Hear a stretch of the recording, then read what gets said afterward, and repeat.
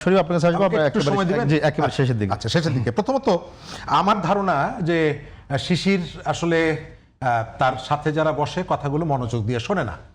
যদি শুনতেন তাহলে এতক্ষণ যেটা বললেন এটা যে একেবারেই আমি যেটা বলেছি এ সম্পর্কে ন্যূনতম ধারণা থাকলে বলতেন না। আমি কি বলেছি যে বিরোধী দল রাজনীতিতে আপনি অনেকভাবে বিরোধিতা করতে পারেন। এই যে বিরোধী দল তারা এখানে দাঁড়িয়ে সরকারের সমালোচনাটা করতে পারত, সেটা না করে তারা প্রয়োজন অনুভব করেছেন মানুষের কাছে ছুটে যাওয়া এবং তারা গেছেন। আমি মনে করি না যে এই যে কথাগুলো বললাম এর মধ্যে আমি কোনো দোষ বলেছি। তারা ঢাকায় মিছিল না করে তারা সরকারের আগে মানুষের পাশে গিয়ে দাঁড়িয়েছেন, এটার মধ্যে কোনো দোষের কিছু দেখলেন? শিশিরের কাছে দোষ এবং সে দুনিয়ার অনেকগুলো কথা বলে ফেলে। এক। দ্বিতীয়ত বিরোধী দল বলতে আমি আসলে জামাতকে মিন করেছি।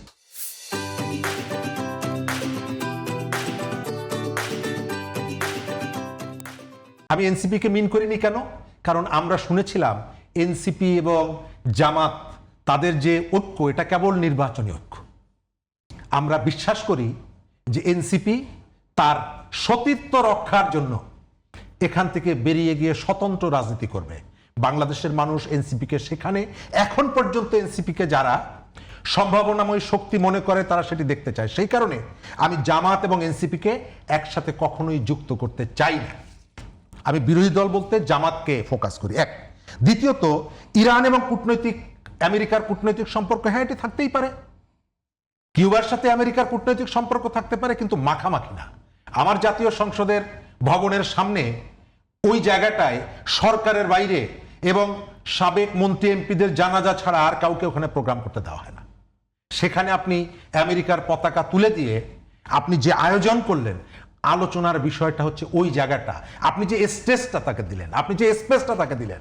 এবং বাংলাদেশের রাজনীতিতে আমেরিকার প্রভাব বেড়েছে, এটা এই ঘটনার ভেতর থেকে আপনি আবার এস্টাবলিশ করলেন। আমার আপত্তির জায়গাটা ওই জায়গাটায়।